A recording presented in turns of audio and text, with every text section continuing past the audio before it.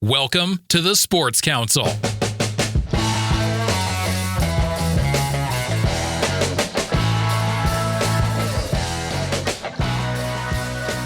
had teams come from across the state and they bring entire school districts. We had teams bragging about bringing their entire school district to the tournament today.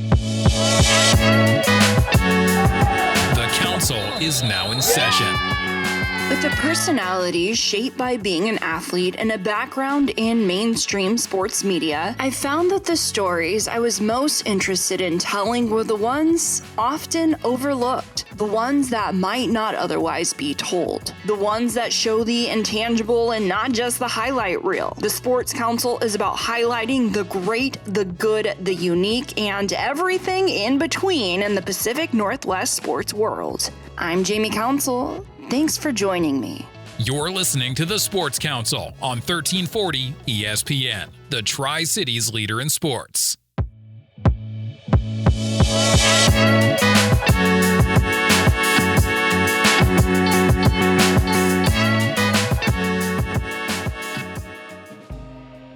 Welcome to the Sports Council. I'm Jamie Council, the show that covers Pacific Northwest at a grassroots level, bringing the voices that you don't often hear but move the micro communities of local sports. And speaking of voices, we have some special guests today, DeBock and Foxx Kreider. Thank you guys for joining me.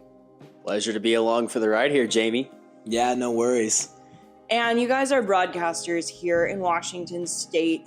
You do all the state tournaments, and that is what we're talking about. So everybody involved in high school sports knows about the Hardwood Classic. Just not an atmosphere that matches the Hardwood Classic.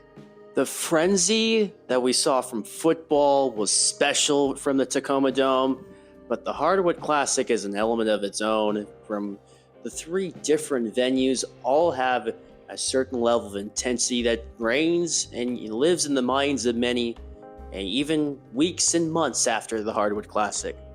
Yeah, I mean, the Hardwood Classic, it just goes on and, honestly brings all these communities almost together and to bond. You see a lot of schools drive, Lummi Nation, stuff like that. They come from across the state. We've had teams come from across the state, and they bring entire school districts. We had teams bragging about bringing their entire school district to the tournament today. And it was just the sense of community that brings together. You don't get that in the Tacoma Dome or something at football level. Exactly. It's very special. So in today's show, we are covering some local teams here out of the Tri-Cities, as well as talking about the different tournament sites. And it's fun to chat about pulling the curtain away from what it means and what it takes to be a broadcaster, specifically at the high school level.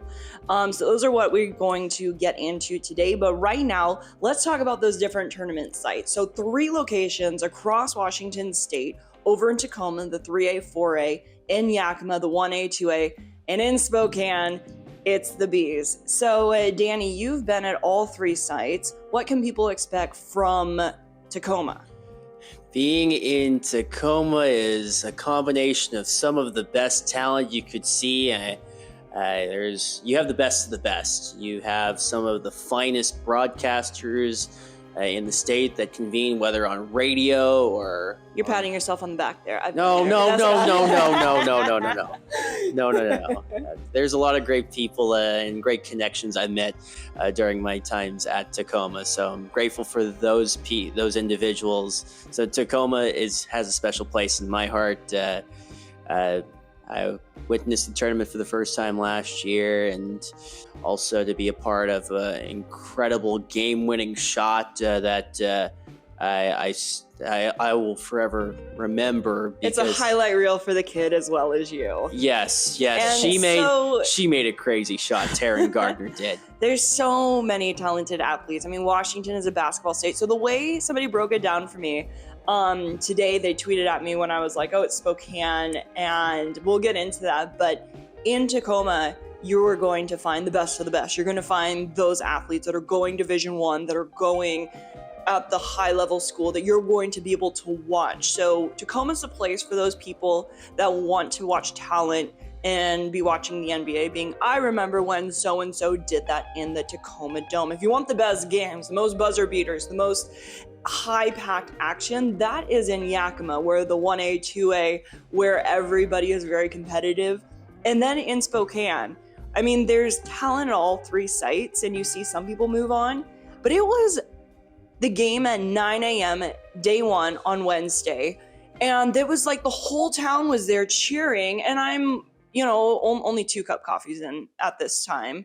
And I was just like, oh my gosh, this is amazing. And you don't get that atmosphere until the semis or until other things at other tournament sites. So Foxx, you have been here in Spokane for 4 years. Just talk about what makes it so special. I mean, quite honestly, Spokane, it's like you said, it's something else because you have these smaller communities where it's not just like these bigger communities, they get to pick and choose really who they want to play on these teams. Whereas these smaller communities, they get what they get and the community is there to support them. And that really brings in that kind of sense of community that we were talking about. But that's why you also saw all those fans there at 9 a.m., at 9 p.m. When we get to finals day on Saturday, it's going to be crazy in there. Like Spokane Arena is huge, and you're going to see the entire top section filled, the entire lower section filled.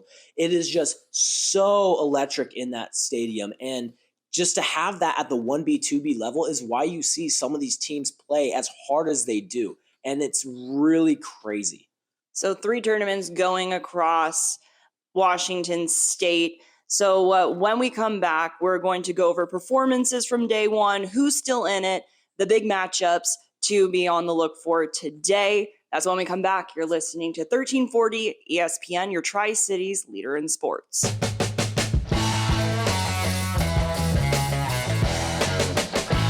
Fiore Financial LLC, helping solve financial puzzles. From proactive financial strategies, retirement planning, income generation strategies, asset protection to life insurance products, Fiore Financial can help. My name is Jeanette Fiore. Life has many twists and turns. I help business owners and professionals be strategic and intentional when building and protecting their wealth. I help solve financial puzzles. Let Fiore Financial LLC assist you in your financial goals. Give us a call at 509-528-7097 for a complimentary 30-minute consultation or visit us at fiorefinancial.net. Hey, if you have hard water, then you need soft water specialists. With their new Symphony system, you'll get great tasting, healthier water that will leave your clothing softer and brighter, your dishes cleaner, and it will extend the life of your appliances. With more than 30 years combined experience treating residential and commercial hard water problems, Soft Water Specialists offers peace of mind.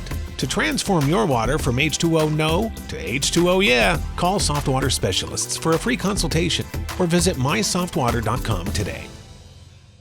If you've got a winery, brewery, Well, or that wrap dairy, up this why week's buy show industrial of parts the and Sports supplies from Council. across Thank the you for country? joining me on Central Industrial 1340 Sales is your local ESPN, your source for Tri-Cities supplies leader and in equipment sports. for the dairy, Reminder, the food Sports processing, Council winery, and happens brewing 4 times a industries. month, We specialize in custom 11:30 fabrication, a.m. on industrial cleaning Thursdays. equipment, You can sanitary listen to the fittings, show not valves, just over pumps, the airwaves chemicals, at and many other 11:30 on supplies. Everything's Thursdays, but available also through our on website, demand by at phone, or by dropping by our office. Call 509-375-4032 or find us at centralindustrialsales.com. Have Christine Connolly help you achieve your housing goals and be your genie in a bottle. So lots of As ways you wish. to Buying or listen to selling the a home Sports is a Council huge and decision. support our You need local someone that you sports trust community. and trust that they know what they're doing. As a second-generation realtor, I know how to anticipate the needs of my clients, and I make sure I'm up to date on the latest real estate trends in the Valley, along with buying programs that clients can take advantage of. I go above and beyond for all of my clients. Contact Christine Connolly online or on Facebook at As You Wish Houses. Part of Coldwell Banker Tomlinson.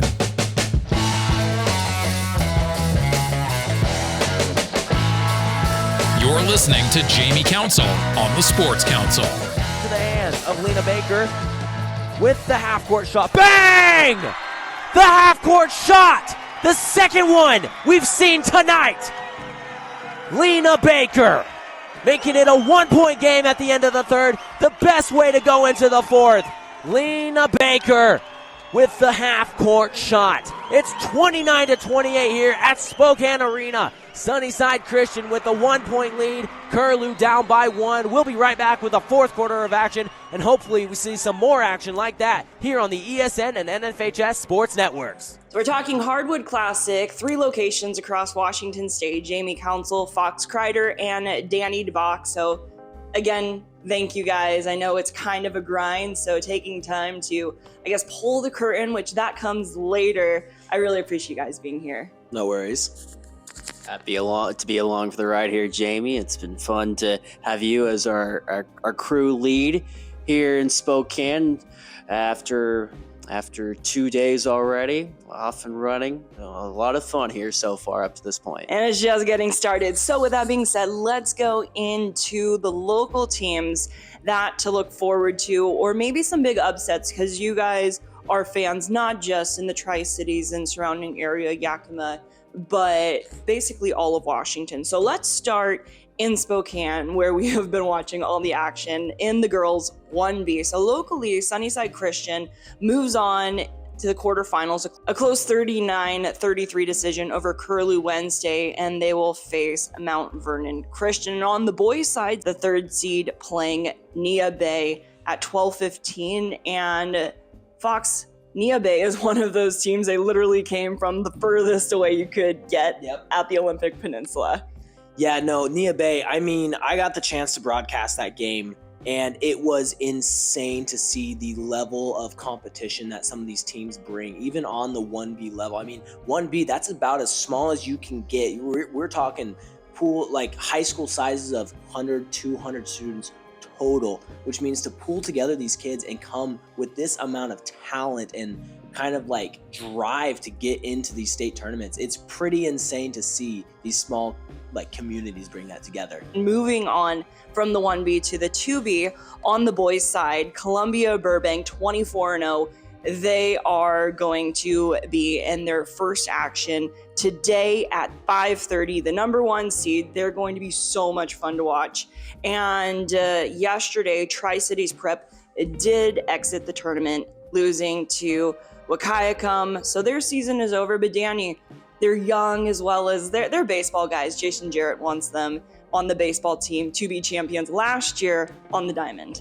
But for this Tri-Cities Prep team, they are geared towards success. Let's not forget, this team is so young. Even with the defeat last night, this team's going to be back. Also, the diamond, I'm sure there's going to be a save out of Tri-Cities on the other hand too. So this is a team with a tough end to the season, but optimism still. A lot of room for next season to make another run in the 2B tournament.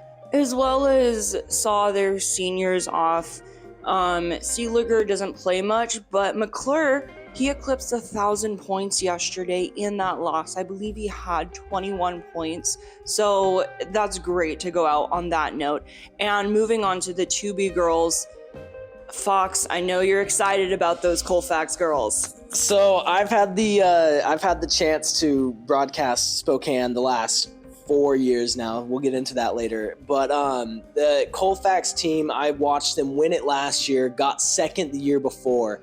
But there's only one reason I want to watch that game, and it's not for the team. It's for Bryn McGoy, their junior. She just announced, I believe it was like 2 weeks ago, her final 12 D1 schools that she's planning to commit to. So she has been like the real reason I've kind of been following along with Colfax, because watching her play last year, she had Gonzaga, WSU, all these kind of schools around Spokane coming to watch this tournament firsthand and give her offers.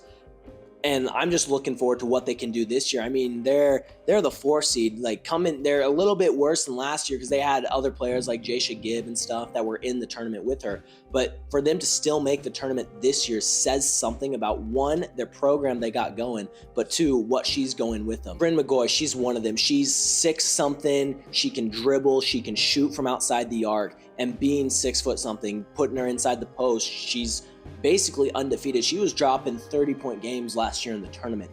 Like, you do not see that a lot in tournaments at all across any level, yet alone 1B, 2B. Like, to have 30 points of your own in a game is insane, besides the fact that you're in such a small league that there is those high school sizes of 200, 300 people max. So it sounds like people need to watch Colfax for that. And let's go through some of our local teams that are still in it. So moving on to 1A in the girls, Wapato, they did lose in the district tournament, but they are still the 5th seed. So they play at 3:45 against 6-seeded Lakeside 9 Mile Falls.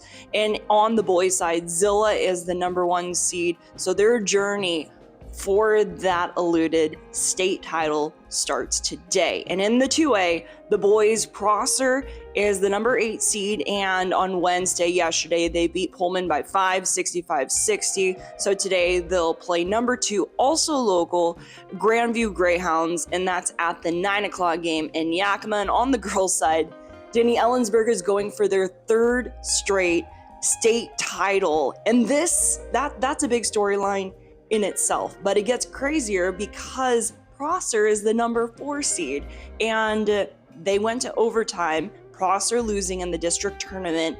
But if Ellensburg and Prosser win today, they might face each other in the semis tomorrow. So that is a great local storyline. The rivalry, especially in the part of Central Washington, where you have an Ellensburg team that is on such a massive win streak.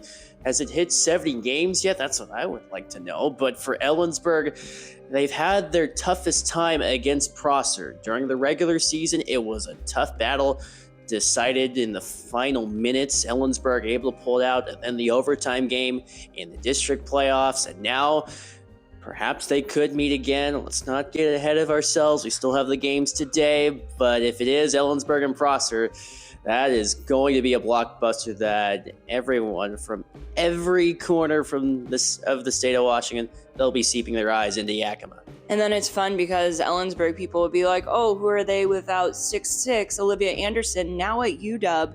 And, well, they're there. So if that game does happen, if it is Prosser and Ellensburg winning today, that game will be at 3:45 tomorrow in Yakima at the Yakima Valley Sundome. Now let's go over to Tacoma with the 3A girls.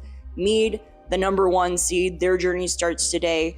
And on the boys, both North Central and Meade are in action. And Danny, the biggest thing from the 3A boys, the number 1 seed lost. Auburn got defeated by Lincoln of Tacoma, which comes as, in some respects, a little bit of a surprise from the forefront. A 17 seed in Lincoln that had to sneak their way out in the regional playoffs in a really tight game, I guess, against West Seattle.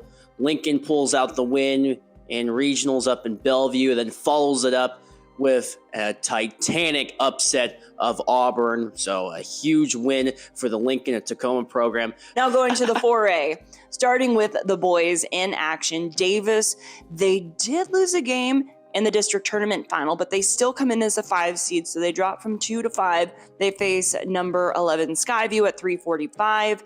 And Gonzaga Prep, also out of the Spokane area, is the number 3 seed. And they play number 4 Glacier Peak at 7:15. And Richland, yes, the Bombers are at the Dome. Nobody doubted them, but they're playing number 8 Kentwood, and they have the 9 o'clock game tonight. Now taking a look at the girls, Davis, they won the district tournament. They went undefeated in Big 9 play, and they face number 3 Kamaikan, a team they've already seen. So that's going to be a great matchup, and that's starting here soon at 12:15. And that's another big matchup. Kamaikan has looked great all season. All the teams that Kamaikan has played, very tough schedule along the way. Should be a tough test coming up later on. And also from this side of the Cascades, Gonzaga Prep, the 8 seed, playing Woodinville, the number 2 seed. Camas is the number 1 seed on the girls, and Gonzaga Prep, Woodinville at 2 o'clock. So lots of action still to come, and it's all being streamed through NFHS and some over-the-air games in Spokane on SWX. We're going to hear from our sponsors that make this show possible. Well, when we come back, we're going to talk about the grind of state tournaments and about being a broadcaster. So no glamour at the high school level, but we won't want to have it any other way. You're listening to the Sports Council on 1340 ESPN, your Tri-Cities leader in sports. If you've got a winery, brewery, or dairy, why buy industrial parts and supplies from across the country? Central Industrial Sales is your local source for supplies and equipment for the dairy, food processing, winery, and brewing industries. We specialize in custom fabrication, industrial cleaning equipment, sanitary fittings, valves, pumps, chemicals, and many other supplies. Everything's available through our website, by phone, or by dropping by our office. Call 509-375-4032 or find us at centralindustrialsales.com. Hey, if you have hard water, then you need soft water specialists. With their new Symphony system, you'll get great tasting, healthier water that will leave your clothing softer and brighter, your dishes cleaner, and it will extend the life of your appliances. With more than 30 years combined experience treating residential and commercial hard water problems, Soft Water Specialists offers peace of mind. To transform your water from H2O no to H2O yeah, call Soft Water Specialists for a free consultation or visit mysoftwater.com today. Fiore Financial LLC, helping solve financial puzzles. From proactive financial strategies, retirement planning, income generation strategies, asset protection to life insurance products, Fiore Financial can help. My name is Jeanette Fiore. Life has many twists and turns. I help business owners and professionals be strategic and intentional when building and protecting their wealth. I help solve financial puzzles. Let Fiore Financial LLC assist you in your financial goals. Give us a call at 509-528-7097 for a complimentary 30-minute consultation or visit us at fiorefinancial.net. Have Christine Connolly help you achieve your housing goals and be your genie in a bottle. As you wish. Buying or selling a home is a huge decision. You need someone that you trust and trust that they know what they're doing. As a second-generation realtor, I know how to anticipate the needs of my clients, and I make sure I'm up to date on the latest real estate trends in the Valley, along with buying programs that clients can take advantage of. I go above and beyond for all of my clients. Contact Christine Connolly online or on Facebook at As You Wish Houses. Part of Coldwell Banker Tomlinson. You're listening to Jamie Council on the Sports Council. Jamie Council, joined by Foxx, Kreider, Danny DeBock. So we're pulling back the curtain of broadcasting to let people know what high school is really about. So Foxx, what does a typical day of a high school broadcaster look like? Who does your makeup? Who runs your social media accounts? Oh man, I gotta be honest with you. I just wake up and get ready and I do everything myself. I mean, that's the perk of being a high school broadcaster. We don't have to work with all these other people. We show up, we are like, not saying anybody else is not authentic, but we are like true, like bare bones. We show up, we do all the research ourselves.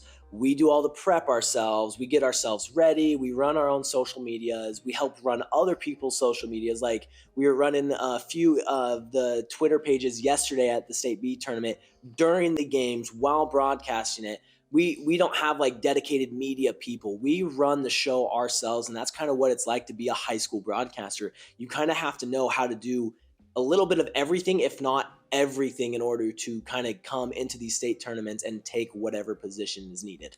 And with that being said, it's only for the people that truly want to serve the high school community. If you wanted to have your own platform, you would be where there's more eyes rather than, Nia Bay in their corner of the upper left USA. So all the communities are important, but the people that want to serve those communities truly work in high school sports. So that leads me to my next question, and we'll start with Danny. Why is working and serving high school sports so important to you? It's special because you're a voice for the kids, and sometimes some places have a pixel camera where there is no broadcaster and all you see is the game itself. And that's the important part, to have the picture, but to have a voice behind the game, to be able to fill in the dots that a pixel camera would not be able to provide, can go a long way. And I was blessed to have the opportunity during the latter portion of this basketball season to work primarily with Sumner High School, and having the chance to meet some of the guys and get to hear their stories, it meant a lot. And to see the impact that was made through us being there went miles into helping in the lives of those at Sumner. So special place in my heart for the people that you touch, and it's the stories that stick with you even after you leave the venue. And Fox, I'll ask you the same question. Why is working in high school sports so important to you? So I've kind of have a special experience with this through my high school. So I'm from Newport, Washington, part of the NEA 1A league. So we compete with Freeman and Lakeside, competing in the state tournament today. So I've really had a unique experience because Newport had a radio station that kind of like it wasn't it was an option to get into it, but it was one of those special things where if you got into it, you got to go to experiences like this, to where you're able to work the state B tournament eventually coming up. Like, they need people to work it, and because you have a background broadcasting sports, they take you and they use you and they use your help. And that's why, like, Newport really gave me one good thing, and that's, I mean, talking about the voice of the community. A radio station, you can't have video at all. A lot of people relied on the radio aspect of it. So being able to go from radio broadcasting into more of a professional setup like this it's been a game changer. But I've been really thankful for my past experiences, because I'm able to come in and support these smaller communities, because I know what it's like to be the voice for a community that can't travel. People couldn't make it, and the only reason they were able to stay along and keep up with it is because of our radio station being there and doing an audio only, but a broadcast nonetheless, to where people knew and they trusted the voices behind, and they knew these voices on a personal level. I still have people come up to me in Newport. I'll be randomly talking in the store and they'll know me just by my voice, and that just gives like a sense of pride in your soul, knowing that you're the voice of what the high school was, and that anytime you come back there, people either already know you or have heard about you or can count on you to help you if something pops up. My sister's going through the same program right now. She was with us yesterday. She's been here with us today at the state tournament. We're pushing more kids through the program, and it's just an awesome thing that Newport's able to have that opportunity to have kids go up in this professional level class and learn all these skills that we get to use in an actual career right out of high school if we wanted to. With that being said, you literally worked 15 hours yesterday. Danny did 8 games. You're not going to maybe get everybody's name, or, there's certain things you want to prepare, but it's tough. So just talk about some of those things of what people expect versus what you giving 100%, not getting paid that much, do. I mean, it does come down to the research aspect of it. Like, realistically, yes, we can do all the research we want, and it's really helpful, especially when, like, most high school games, you're doing one team and it's the same teams, right? So say you're traveling to a high school, well, the boys team is going to play and the girls team is going to play. They're going to play that same team. So you just have to look up 2 different teams and memorize 2 games worth of stats. Like you said, Danny did 6 games yesterday. 8 games. 8. Oh, wait, you did 8 games yesterday. Yeah. You did 8 games? Man, I did like 6 games yesterday. So it's really fun being able to like pop these games off like game after game after game, but you have no preparation time whatsoever in between games.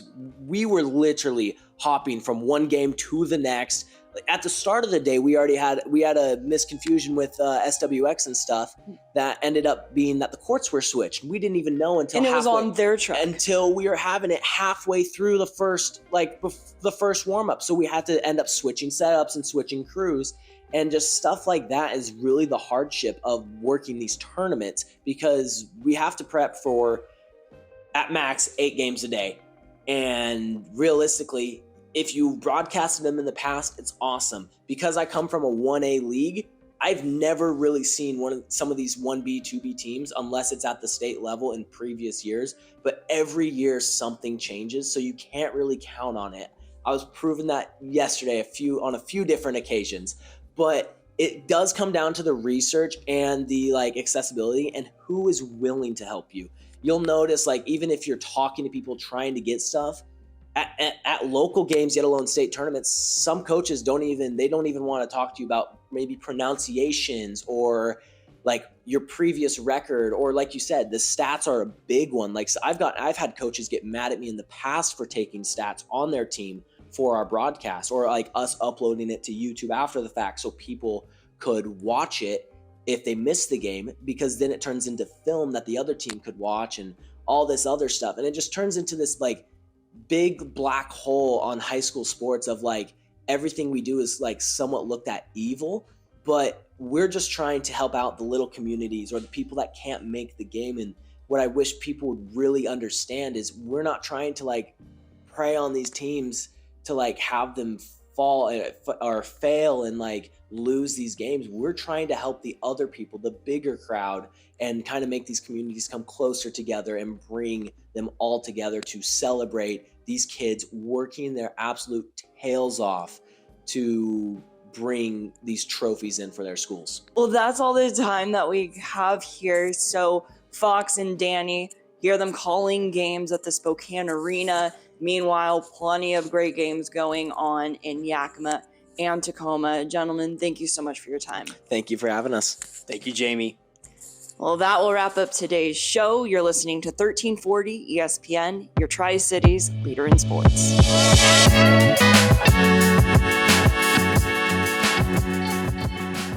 Now we go back to your originally scheduled Seattle sports programming.